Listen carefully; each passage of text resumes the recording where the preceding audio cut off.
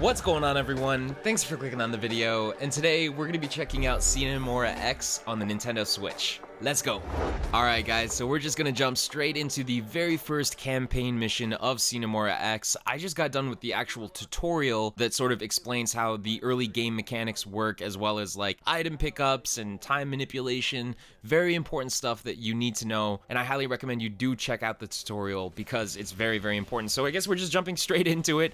As you can see, it's a 2D side-scrolling shooter game, but the whole catch of this game is that there is time manipulation, which turns the whole experience into sort of a ballet, or a dance of just kind of dodging and trying to take out enemies at the same time, which is extremely difficult but very satisfying once you get good at it. So it's a lot of fun, and as you can see too, there's like a timer at the very top that keeps going up and down.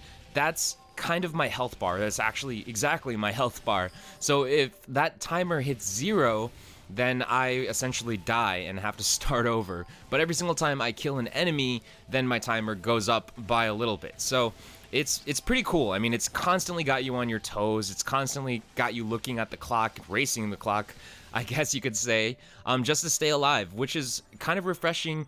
And I love when games try new things like that. I mean, that's what makes it very unique. So, yeah, I mean, let's see where this is going.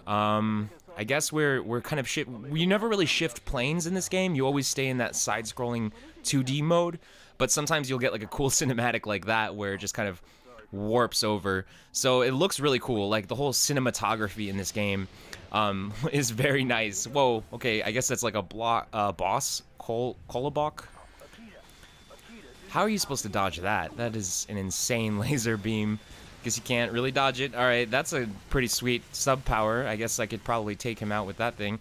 But he's just annihilating me right now with his massive, massive just laser beams, whatever that thing is that comes out of his eye. There's also a hard mode that you can pick and change into as well. So if you do want to up your ante a little bit, if you do want to make it a little bit more difficult for yourself, you can definitely play in a hard mode, and the game gives you the option to choose like different paths if you want to take like the advanced path, or if you want to take the normal mode path, I guess you could say, which is pretty similar to Star Fox.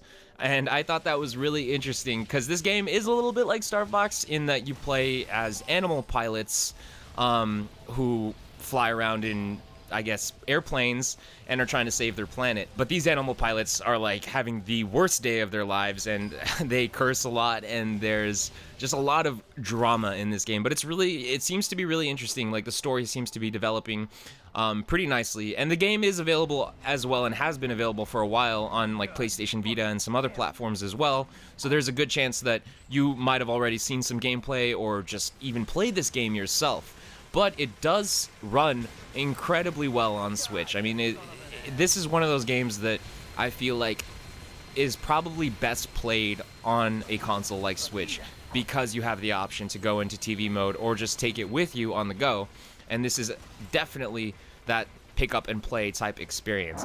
Piri, where are you, Piri? Very creepy. Very, very creepy. Watchdogs awake. Ooh, the watchdog. Warder submarine arc. I'm not even going to try and say that. Okay. Well, that thing looks like it's straight out of BioShock land, and it's having an incredibly, incredibly bad day.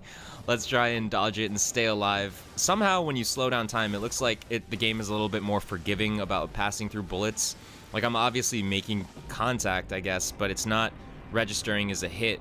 So I'm just gonna go ahead and be thankful for that, because that's basically what's keeping me alive. Maybe it changes when you're playing in harder difficulties, but definitely for the most part, this is a little bit more manageable than I had thought it would be initially. So that was my sub weapon right there.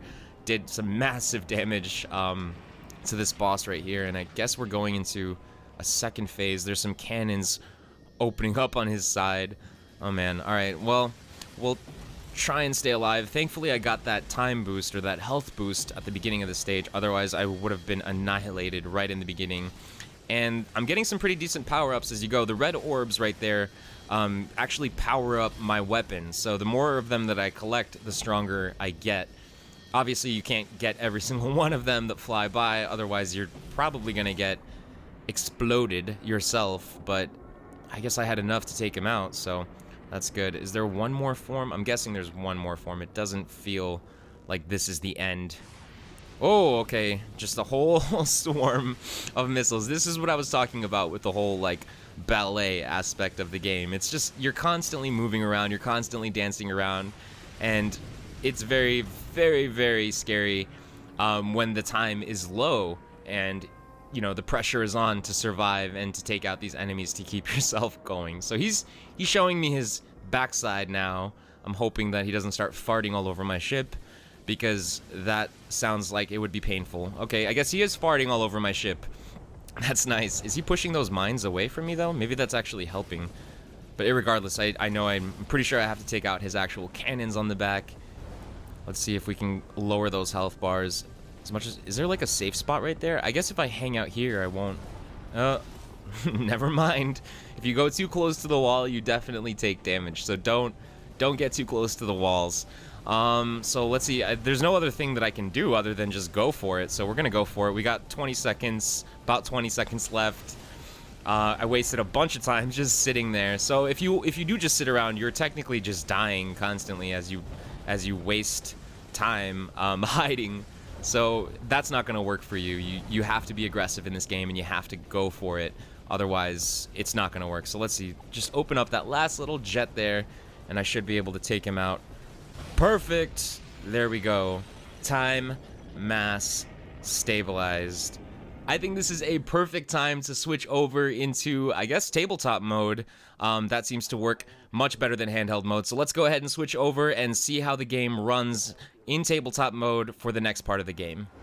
Alright, so here we have the game running officially off of the Switch's screen in the glorious 720p resolution, which looks absolutely stunning. I mean, now we're actually playing a day level, so you can see a little bit more of the graphics popping, the colors are a lot more vibrant, and my controller battery is very low, and it looks like it's about to die, but I think we'll make it at least through this Let's Play right here. I just wanted to show you guys a little bit of the tabletop mode to show you what the game looks like running off of the Switch's screen, and I know that's very important to a lot of you guys out there. It's very important to me because this is pretty much how I play the majority of my Switch games in handheld mode. But I want to know if you guys are excited about Sine Mora Ex. Are you thinking about picking it up today? Join me in the comments below and let me know. Also, if you enjoyed the video, please remember to like it and subscribe for more Switch videos just like this one. Thanks, and have a great day.